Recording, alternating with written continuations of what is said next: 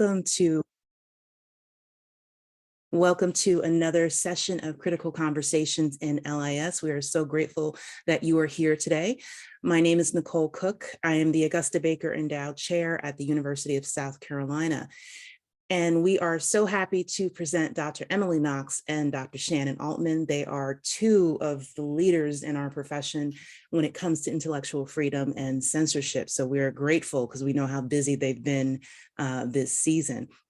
So before we get started with introductions and a little housekeeping, I just want to make mention that today's session is being sponsored by Get Ready, Stay Ready. And it's a toolkit for folks in the community, folks who are working in the profession that are dealing with censorship issues. So we thought that was particularly appropriate for today. So I'll pop that link into the chat. Please check it out at your leisure. And as folks are still coming in, I'm going to turn it over to Ms. Sierra Harris, who is the Augusta Baker Graduate Assistant, and she will get us started for today. Hi, everyone. I am so excited to be here today. I have the immense pleasure of introducing our lovely speakers, Dr. Emily Knox and Dr. Shannon Oltmann. But before we get started, I want to quickly go over some Zoom housekeeping. Today's session will be recorded, and the recording will be sent to every registered guest at the conclusion of the session. We ask that you mute yourself during the presentation, but utilize the chat to ask questions and engage throughout. This is a time for us to learn together, so utilize the chat a lot today. There will be a time where you will be encouraged to unmute yourself and ask questions, but let's get into the good stuff. Dr. Emily Knox is an associate professor in the School of Information Sciences at the University of Illinois at Urbana-Champaign. Her research interests include information access, intellectual freedom, and censorship, information ethics, information policy, and the intersection of print culture and reading practices. She is also a member of the Mapping Information Access Research Team. Her book Banning in the 21st Century America is the first monograph in the Beta Phi Mu Scholar Series. Her next book, Foundations of Intellectual Freedom, will be released in December 2022. Emily's articles have been published in the Library Quarterly, Librarian Information Science Research, and the Journal of Intellectual Freedom and Privacy. Emily serves on the board of the National Coalition Against Censorship. She is also the editor of the Journal of Intellectual Freedom and Privacy. Emily received her PhD from the doctoral program at the Rutgers University School of Communication and Information. And then today we also have Dr. Shannon Oltmann, who is an associate professor in the School of Information Science at the University of Kentucky. She obtained her PhD from Indiana University. Her research interests include information ethics, intellectual freedom, public libraries, privacy, and qualitative research methods. Oltmann is the past editor of the Journal of Intellectual Freedom and Privacy and associate editor of the Library Quarterly. She recently published a book, Practicing Intellectual Freedom in Libraries, and her most recent book, The Fight Against Book Bans, Perspectives from the Field, will be released in 2023. Oltmann's work has been funded by the American Library Association and the Institute of Museum and Library Studies. Let's all welcome Dr. Emily Knox and Dr. Shannon Oltmann. We are in for a treat, you all. Hello, everyone, and thanks for having us. I'm Shannon Oltmann. Please feel free to just call me Shannon. And I just want to make two quick notes. First, we don't have a formal presentation prepared. We just want to discuss intellectual freedom critically and in relation to social responsibility, social justice. And from time to time, you'll see me looking to the side. That's because some of you sent in questions in advance. So I'm going to be looking at those questions to further our discussion as we move along. So one of the questions gets right to the heart of a tricky aspect of intellectual freedom. The question asks about how age impacts intellectual freedom, especially regarding collections built specifically for children and young adults in both school libraries and public libraries. Emily, do you want to take a crack at this? Sure. So the way I always think about intellectual freedom is to think about who is the intended audience for a particular work. So the way it gets confused is when people start saying things like, I think this book is inappropriate for this particular age. But what you keep in mind is who did the people who created it intended it for? So that's a little different way of thinking about intellectual freedom. It's really putting more of the burden on the author and the publisher. And then what people try to do is say, well, I don't think that's the right age. And so then they try to move it to a different age group. I actually have a paper about this, talking about spaces in libraries, because people get really attached to this idea. We can see how powerful classification is.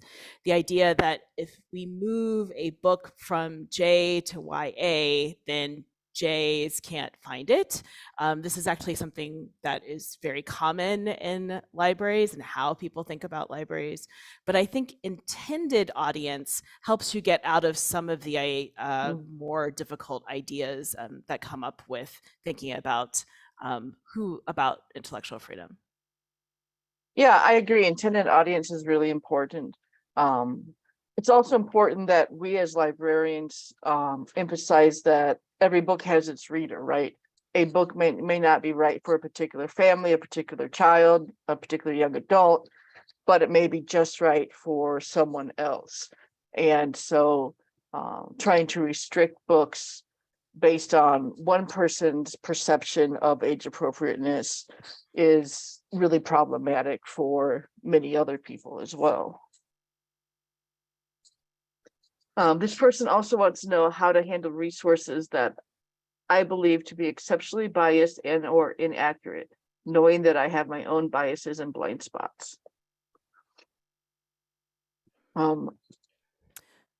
So you should not be making those decisions on your own. You should have a good collection development policy that has been developed by committee and has been approved, gone through an entire approval process. So if you run into a book that is particularly difficult for you, I really encourage you to not try to decide on your own if you should have this particular book. You should really, if you work as a solo librarian, then reach out to that committee, that community. If you have other people who work with you at the library, talk to them about it. This is the way, and you can say, I am biased. I have biases against this book. I don't think it's something that we should have in our collection. But someone else can say, well, does it fit with our collection development policy?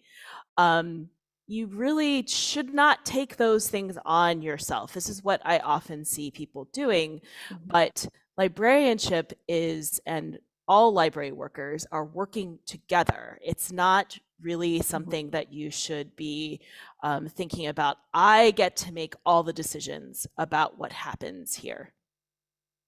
Right. And when we start talking about misleading, inaccurate, and biased materials, that opens up a very large gray area. Are you taking out materials that are inaccurate about climate change? Are you taking out materials that are inaccurate about dieting? Are you taking out materials that are inaccurate about vaccines? Right? There's a lot of areas, if we start going down that route, that one person should not be deciding based on what they think is inaccurate. Frankly, most libraries have materials that are inaccurate and misleading, but they fit the other parameters of a collection development policy. So we need to be really, really aware of our own blind spots, our own hesitations, and thinking that just because something is misleading, biased, that in itself is enough to kick it out, especially based on one person's interpretation.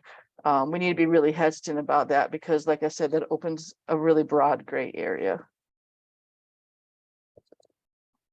Emily, what do you think about that gray area? Is that Yeah, so I think this is much more difficult than people sometimes give any credence to, but most libraries have huge self-help sections. Yeah. Those self-help sections are full of mis and disinformation. Anything that deals with, say, a keto diet, right, is actually telling people to put themselves into a dangerous, bodily A medical state, condition, right? yeah. To get yourself into ketosis.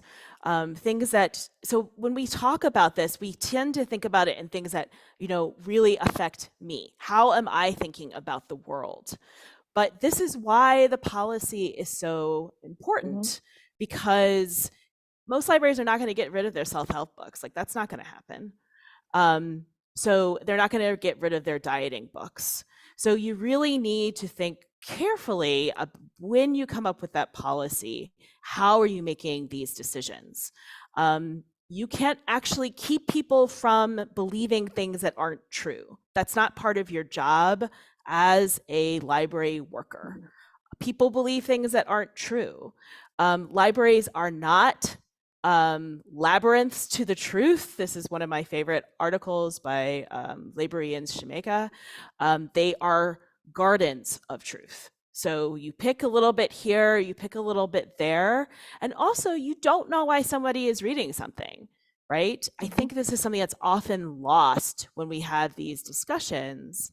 But I mean, if I want to read something about the keto diet, it doesn't necessarily mean that I want to do the keto diet. I might just be interested in, like, how have keto diets changed over time, starting with the South Beach diet, right? Or actually it was it started with like people who have epilepsy, right? like it actually goes way back. So I think when we take on this paternalistic stance that if I put something in my library, it has to be true with a capital T. Librarians used to have this idea all the time, and that is why they did not want fiction in their libraries, because fiction by definition is not true. We don't really want to get into that point. So these are just some things to think about as you're working with other people to make these decisions. I really liked your example of the keto diet. Sometimes when I talk about intellectual freedom, I talk about somebody who checks out a book on knitting scarves. Does that mean that they are a knitter? Does that mean they love scarves? Does that mean they're going to go knit a scarf? Maybe they're checking out the book for someone else. Maybe they checked out the book by mistake. Maybe they just want to know what the hell is going on with all the knitting these days, right? Same thing with the keto diet. There's a whole range of reasons that someone could be checking out books. And there's a whole range of reasons that books should be in a library. Something else that your comments made me think about was the belief that we tend to have that books that we think are biased or problematic shouldn't be in the library. But who decides what's problematic or biased?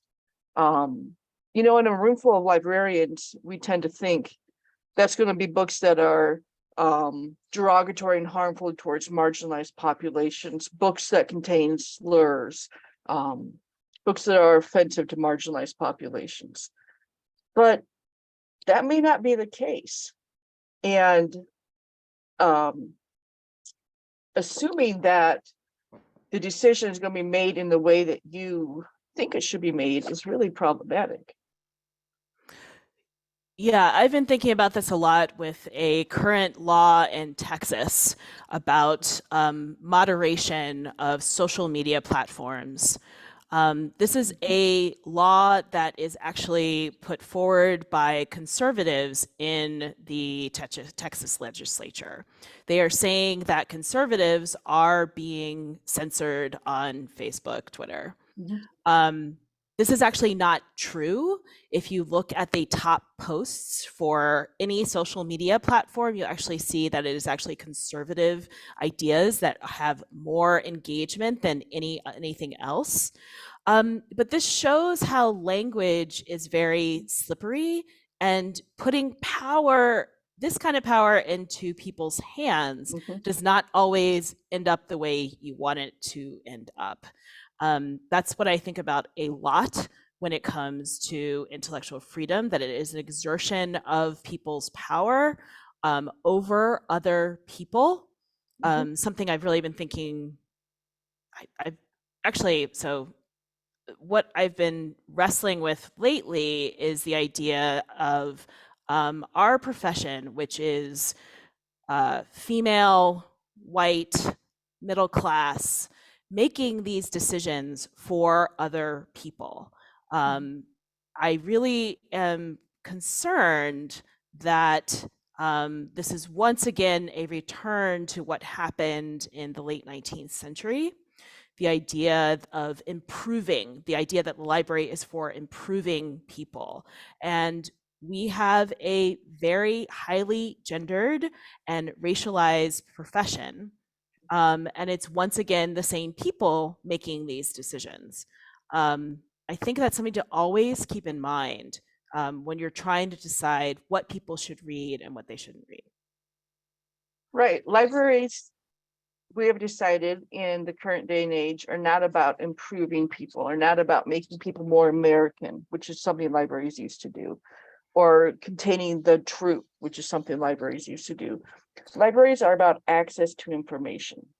Very broad, very open access to information. That's what intellectual freedom is really about.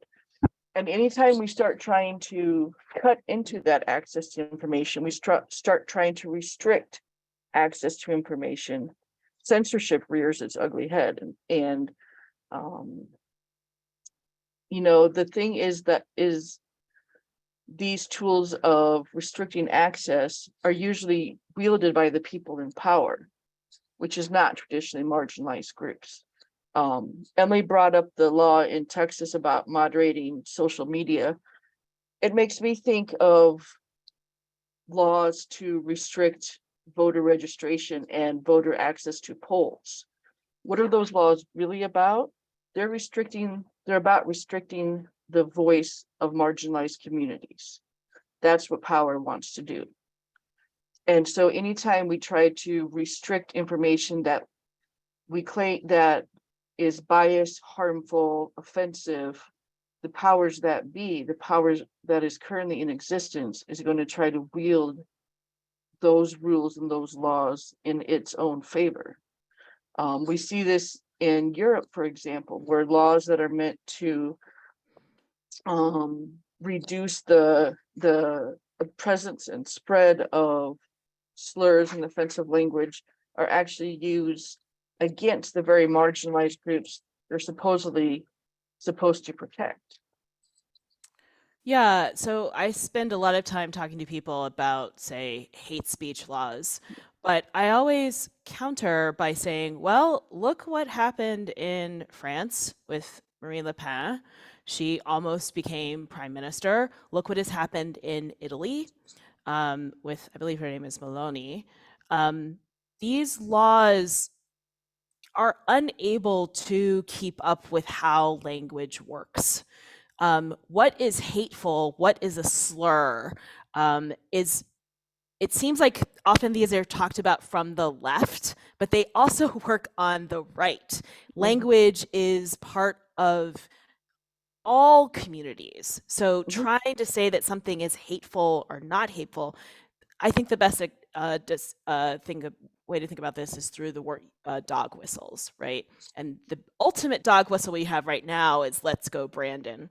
I use this as an example in my book because a year ago that didn't mean anything to anybody, right? And now it has a very distinct meaning.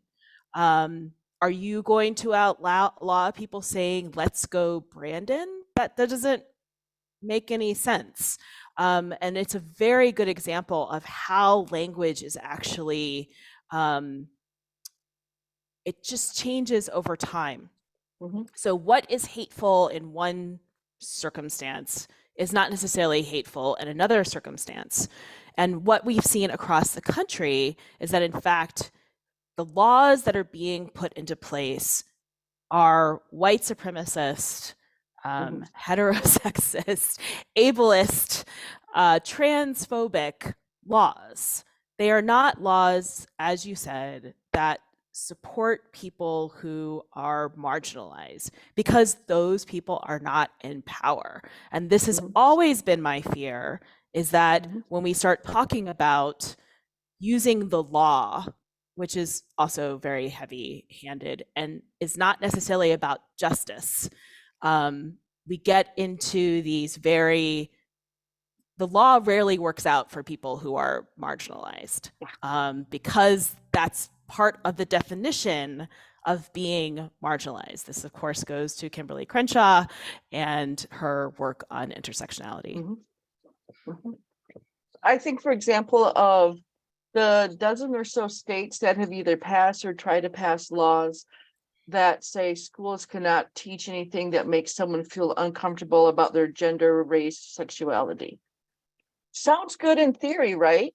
You can't make someone feel uncomfortable about their gender, sex, sexuality, or race, ethnicity. Sounds like that would eliminate a lot of hate speech. No, what that law does is eliminate critical race theory, which we know is not being taught in elementary schools, middle schools, high schools. But what it does is make teachers petrified of teaching anything about race in relation to America's history or social political context. So that's a prime example of how these laws that sound neutral, that sound like they could be fine, are actually really used to dampen the very voices that we most want to hear. Yeah, and Emily said, go ahead. No, go ahead. I was just going to say, you were talking about how we define hate speech and what hate speech means. I always use the word queer as an example. As a lesbian, queer can either be a form of self-identification, a form of identification with the broader community, or a slur used against me. And it depends on the context in which it's used. And we can't forget context when we talk about supposed hate speech, slurs, offensive language, and so on. Oh, I'm good. Oh. Okay. Another question says, what are the best ways or strategies to advocate for intellectual freedom? What are the major talking points when discussing this issue? What would you say?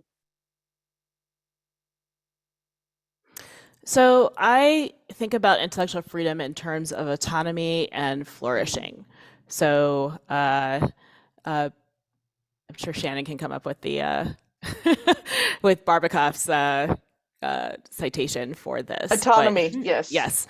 So it's really about what does it mean to be a human being.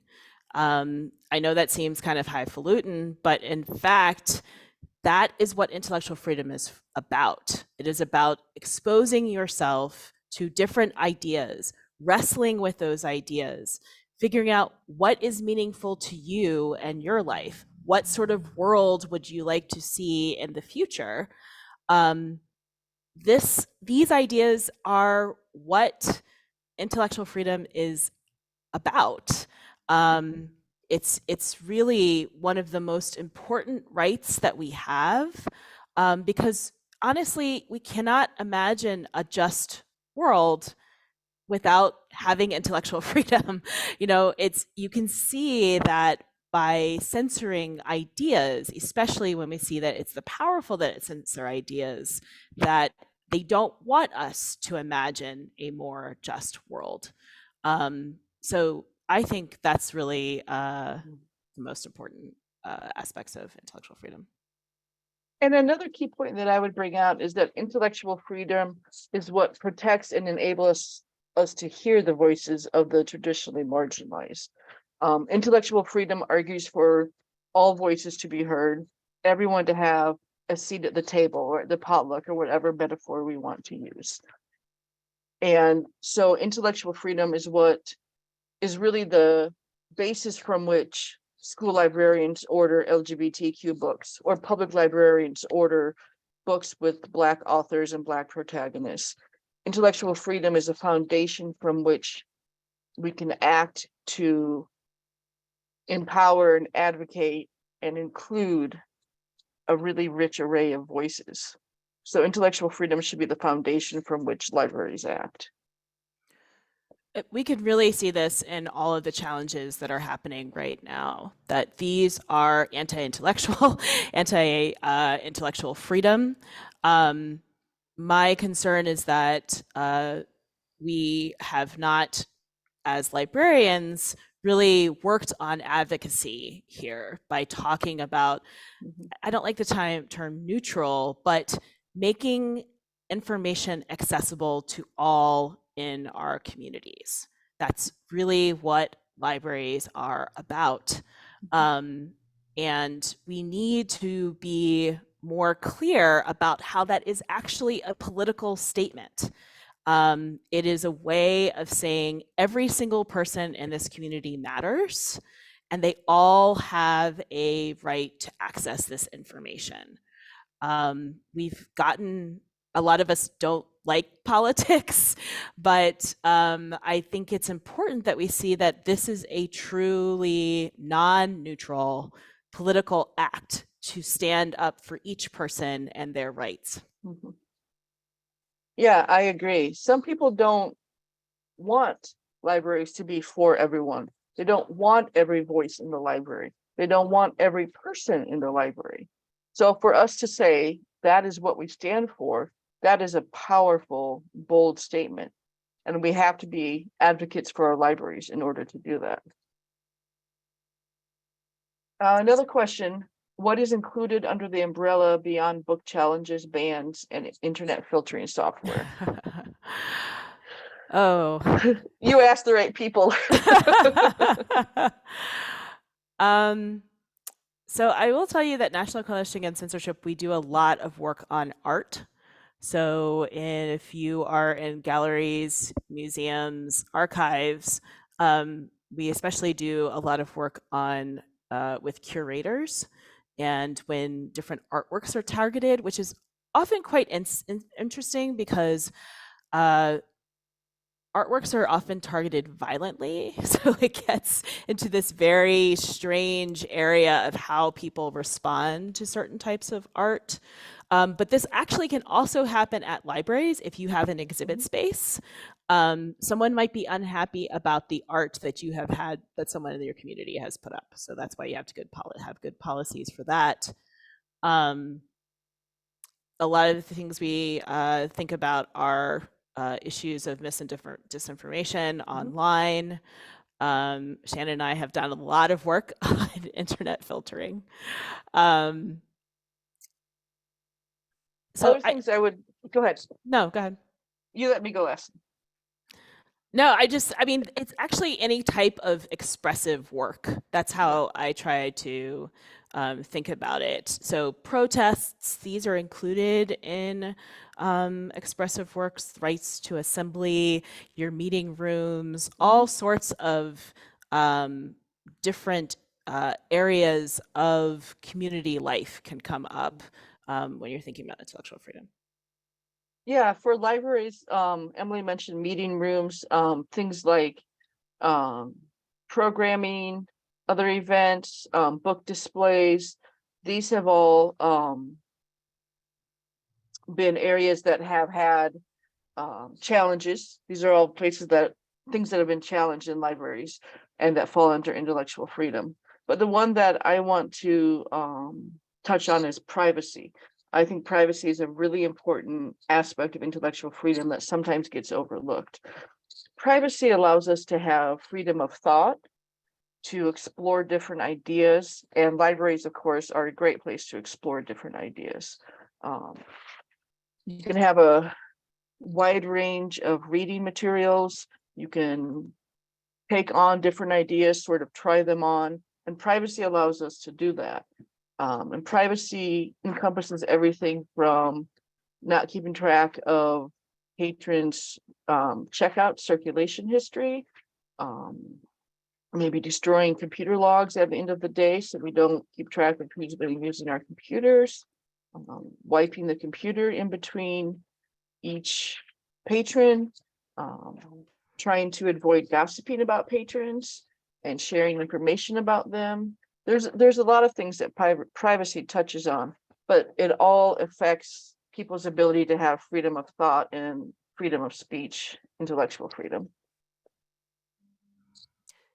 Yeah, it actually is to respond to what Cindy says here about potluck versus potlatch. My understanding is that potluck is not actually related to the term potlatch. They actually have very different etymologies, very different word histories. But I think this is an important point to think about how different words are used in different communities.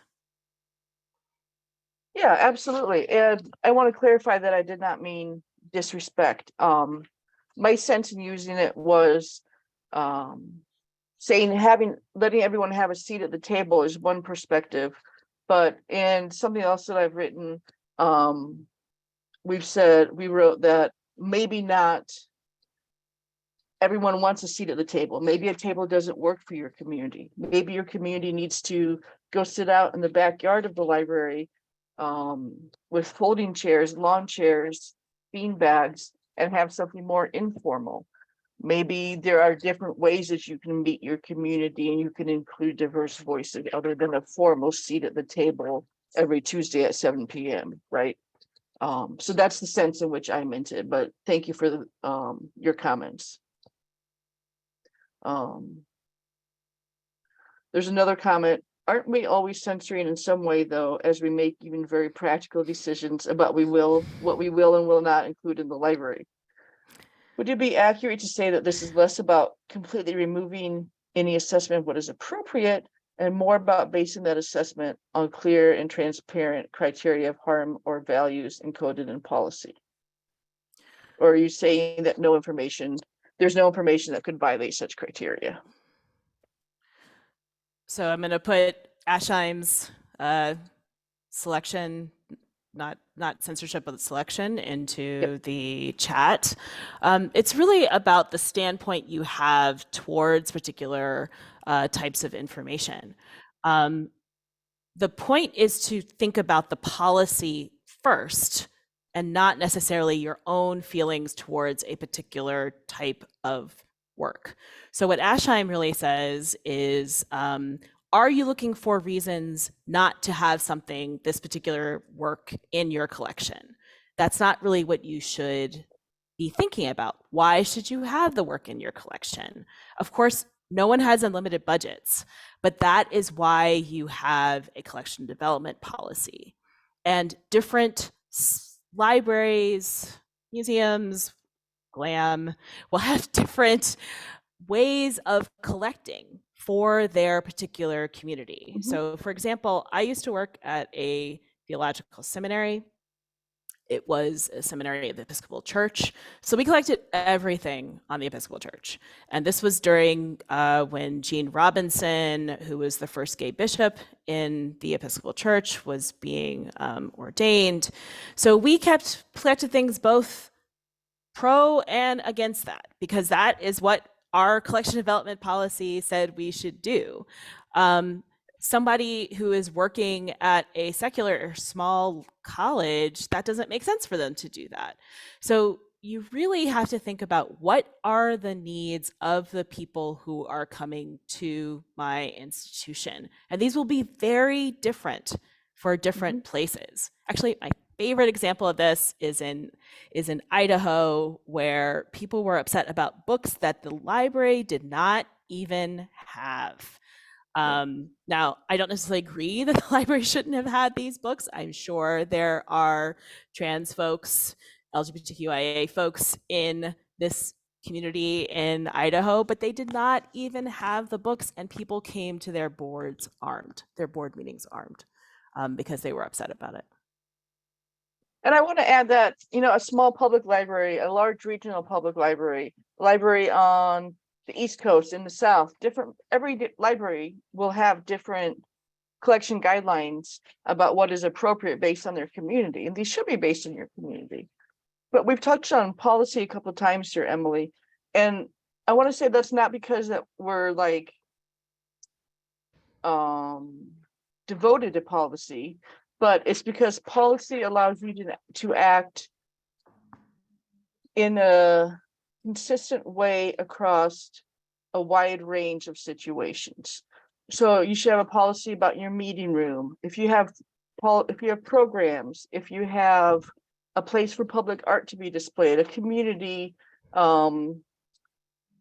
bulletin board, a collection development policy. You should have policies that cover all of these things because it allows you to be consistent and allows you to be that dreaded word neutral. But that way your own biases aren't coming into play, but you can say, this is what we do for everyone. This is what we do in every situation. Yeah, so policies act as boundary objects, and that's from Backward Star, sorting things out. They actually also tell the public what they can expect from your institution, which is very important.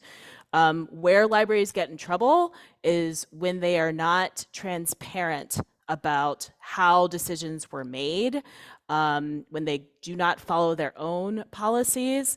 It's not that policies are a panacea, but they do protect you in some ways when something happens. You just imagine if you don't have the policy, right? That will put you in an even worse position. I do want to, go ahead. No, go for it. I wanted to address the question about content warnings. Yeah. So it says, what do you think about providing material that has a content warning, such as an older medical text with an advisory that more current information is available? What if that were applied as potential misinformation on other types of materials? This is a great question. Yeah, so I actually have an entire book that I edited on trigger warnings. Trigger warnings are embedded in particular communities, and they are blunt instruments. And the way to think about it is that when you are classifying something as X, you are saying that it is X. So this is a very performative act. One way to think about it is, when was the last time you saw a male identified person in the romance section of your library? That rarely happens. Why? Because those books have been classified as this thing. I strongly disagree with content warnings. This gets to issues of when libraries went through labeling things as propaganda in the 1950s. You are exerting a particular type of power over a work. People will disagree with you on what is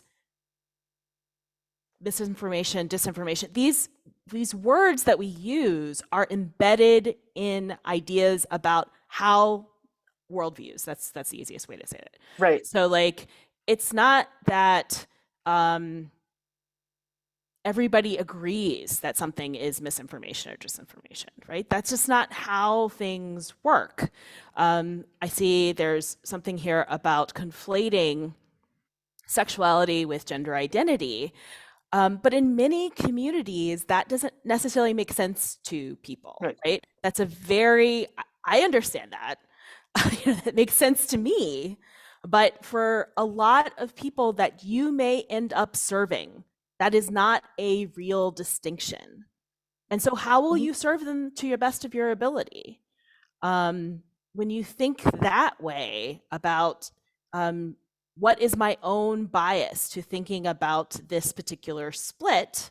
Now, it's not whether it's true or not. That's not really what it's about. It's that there are other people who will come to my library who do not even understand what that's about. That makes no sense to them. And they still deserve the services of the library. Yeah, and I want to emphasize a point that Emily made, that putting a label on something is putting your worldview on it. And it's telling everyone else, this is how you should think about it. This is how you should view it. Now, that seems reasonable if we're talking about like climate change misinformation, right? Label it as misinformation. Everyone can be a little bit better informed that way. But frankly, as Emily said, our profession is composed mostly of middle-class white librarians. I'm not sure that that is a population that should be making judgment calls for everyone else in the entire community. In fact, I'm sure they shouldn't be, for a number of reasons, right? And so labels are really dangerous in libraries because they are putting your judgment out there and saying this is how everyone else should think of this material. It also gets really difficult because what is climate change, right? What something like, I will put in the American Enterprise Institute, what they argue about is, yes, climate change exists, but how much of it is created by humans?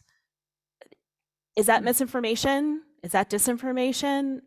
It doesn't, they're not saying it doesn't exist, but when you try to think about what is the argument that people are making, things are not always quite so simple as saying, well, I'm just going to label the AEI's article here as misinformation, right?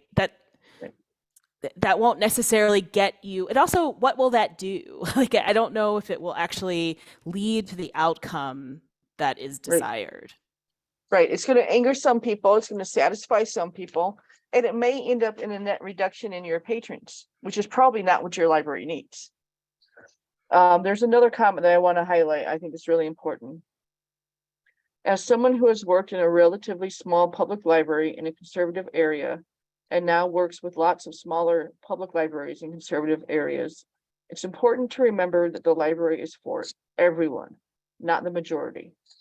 That has been a difficulty with having items that aren't popular, but it was always on my mind when I was part of a collection development team. I think this is really good to emphasize, because when we talk about writing policies that serve your community and building a collection that serves your community, we don't mean just the majority or just the loudest people or just the people who come to story time on Wednesday morning. We mean everyone in the community, perhaps with a special emphasis on traditionally marginalized voices and those whose representation has been traditionally oppressed, so that they feel more welcome in the library. Yeah, one of the questions we received earlier was about putting Little Black Sambo and Suicide Girls in a library. So this is it really depends on your library. Right. Because if you work at an academic library that has a large children's collection and people study the history of children's literature, I would expect it to have Little Black Sambo. I would think that very strange if it didn't. But putting it in a public library is different. Why does that fit your collection development policy? Why bother doing that? These questions, the actual questions that come up, one of my favorites was, it was on Library Think Tank, was, should we buy this book called My Parents Open Carry? And I was like, well, there are places, it was a kid's book, where their parents open carry. Why would you not buy that book if you live in an open carry state and people come into your library open carrying with their kids? That doesn't, trying to say, well, I don't agree with this book, but there are kids who might want to know, why do my parents do this? How do I understand it? It's very, I wouldn't expect that to happen, say, in New York City, right? That's probably not a book that the New York Public Library would put on their neighborhood library shelves, although they might put it in their research library shelves, right? So really thinking carefully about the needs of your community is incredibly important. Yeah, and I think Little Black Sambo is a little bit of a red herring, right? One particular book, are we going to make a judgment on this one particular book that came out over 50 years ago? Maybe you can make a judgment about one particular book, but can you extrapolate that into a fair and balanced policy that's not going to end up being used against marginalized voices? That is, I think, impossible to do. And so we have to stop focusing on one particular book or one particular type of program and think about the broader effect and being fair and the potential impact on marginalized voices. This is another important one.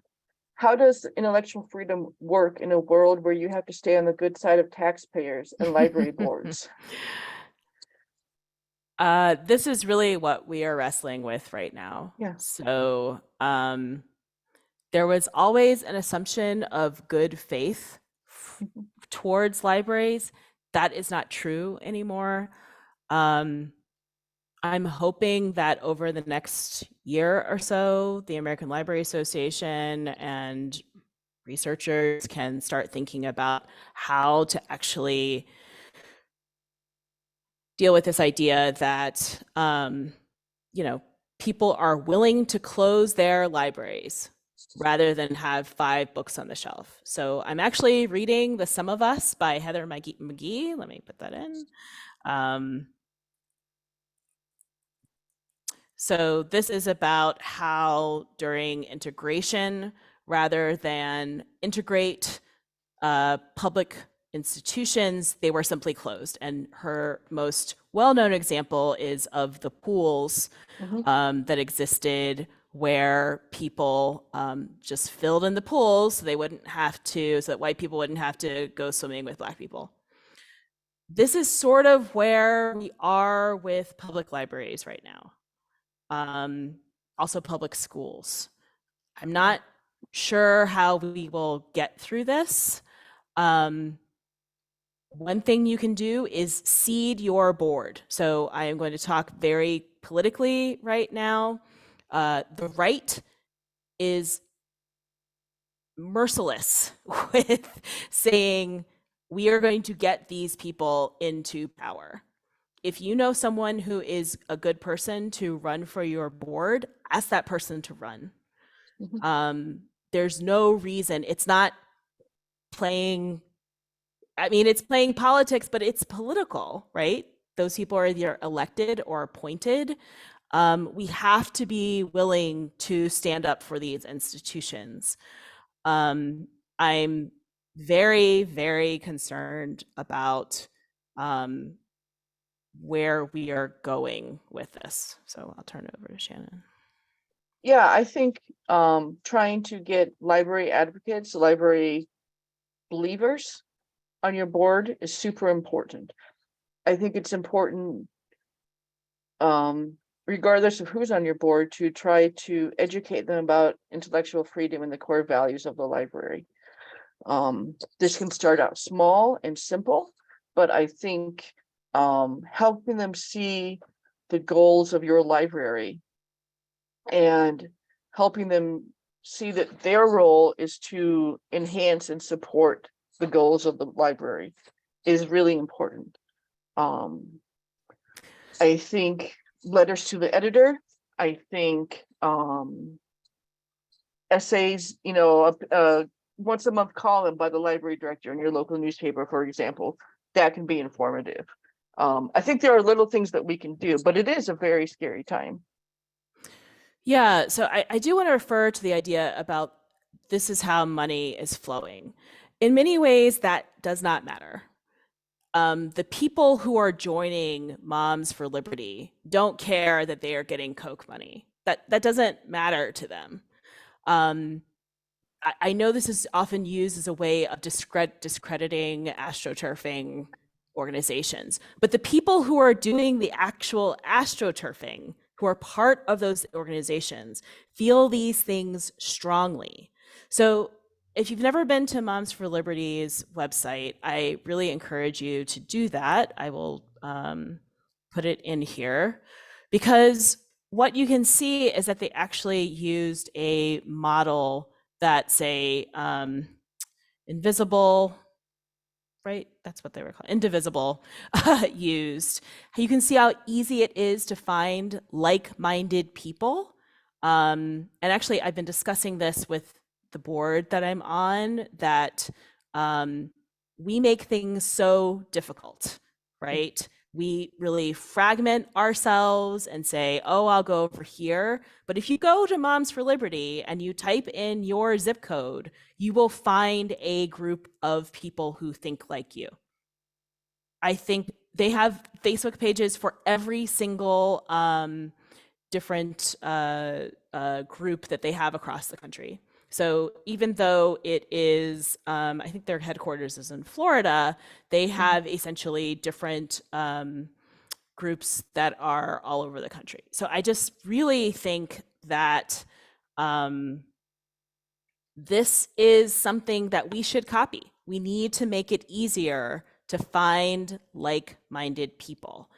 And we don't have Koch money to do it necessarily, but it really is something that I just worry that we worry too much about where the money is coming. The people who show up at the board meetings are people who feel this extremely strongly, right? Whether they are with Moms for Liberty, whether they had heard it through an email chain or whatever.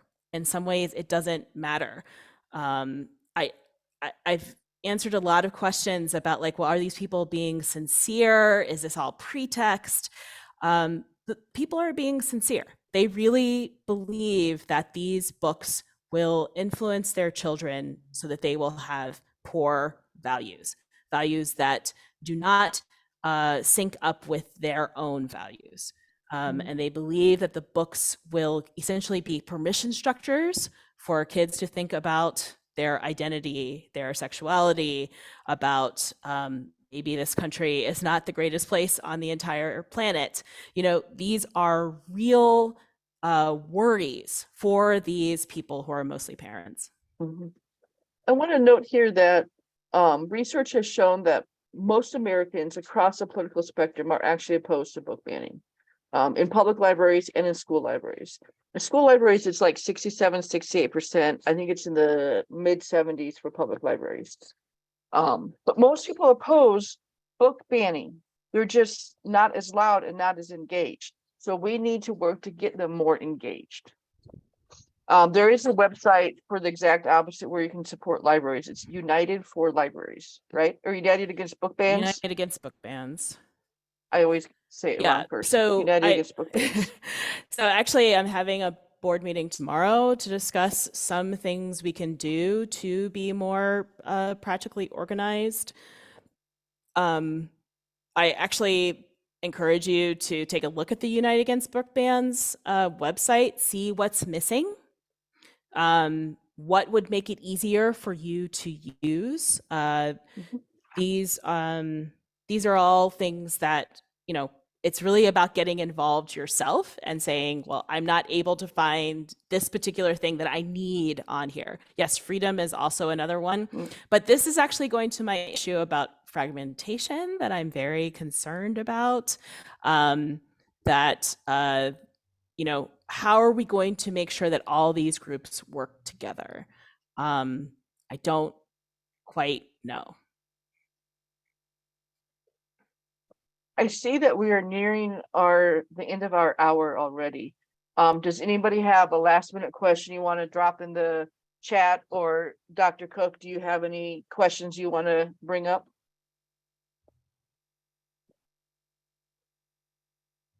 Yeah, while people are, if there are a few last minute questions, we can take maybe one or two. But personally, I wanted to know if you could talk or go back to this idea of neutrality. So, you know, I talk a lot about diversity and how diversity intersects, you know, with these topics. And it seems like no matter what I talk about, and I'm sure you both get it too, I think some folks, their heels are even more dug in about neutrality. And, you know, some of them they're really feisty. You know, I think to your point, they really believe that that is the answer. And what are your thoughts or additional suggestions about how we can continue to have the conversation, right? Because when we Mhm. talk about our issues, and they come up, well, we can't do that because libraries are neutral, and they're kind of ready to fight. And then that conversation becomes difficult. So do you have any other suggestions about how to address, because it's almost like we're socialized with this, we have to be neutral thing. Yeah, I think an important thing to understand is that intellectual freedom is not neutrality. Intellectual freedom is allowing all voices to be present, is creating space for all voices, and that's not a neutral stance.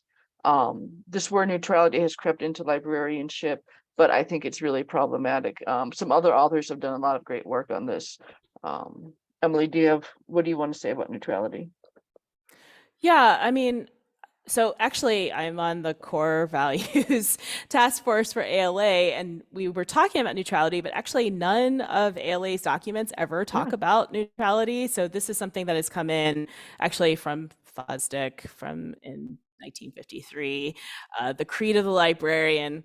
I don't recommend reading it. It's hard to find, and just know that it comes from there. This is a guy who was in England. But anyway, public libraries especially are one of the most radical institutions that we have. They are not neutral. They actually pool resources to make information accessible to everyone in the community. How more radical can that be?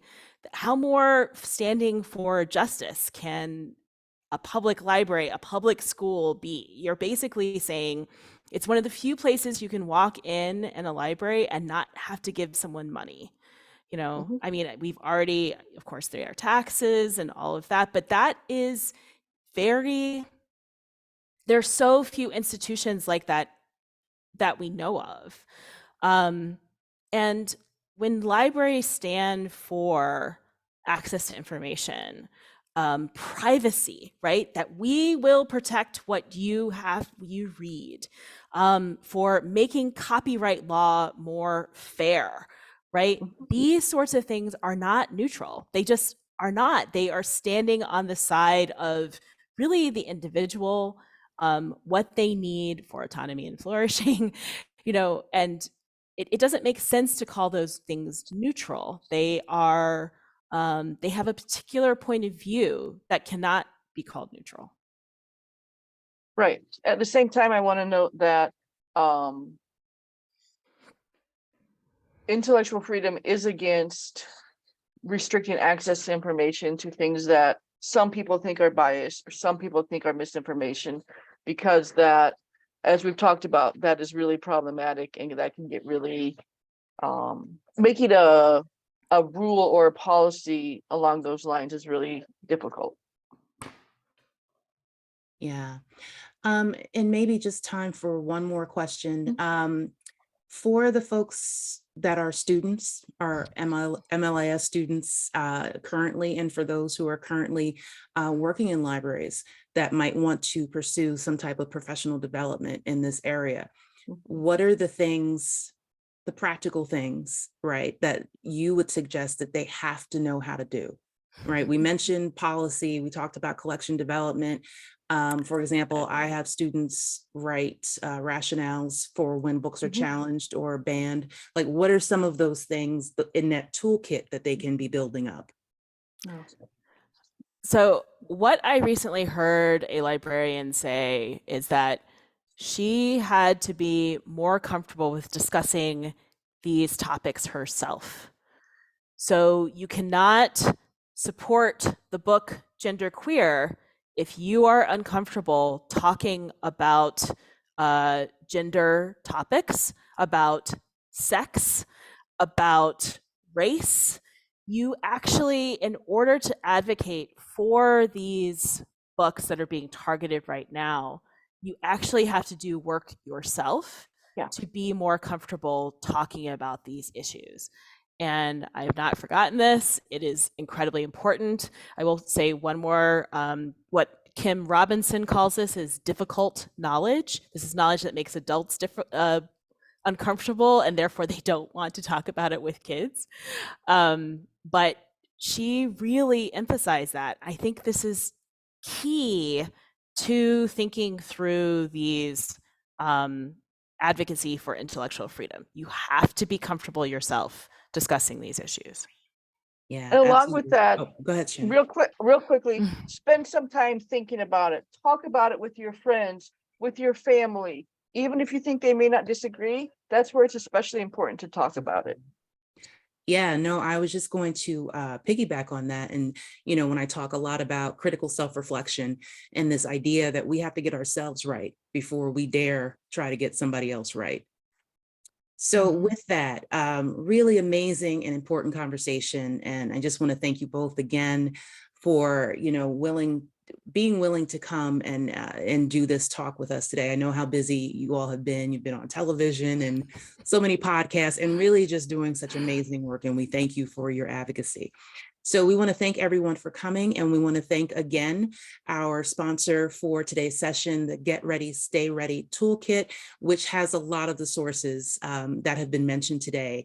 So that's someplace else to go in addition to the recording of this session, which will be put up in a few days. And so next week we have Dr. Kawana Bright, who will be coming to talk to us. So we hope that you will join us for the next critical conversation in LIS. So thank you all again, and my sincere and humble thanks to Dr. Oltmann and Dr. Knox for spending some time with us today. Thank you. Thank you. Everyone have a great day and a great rest of the week.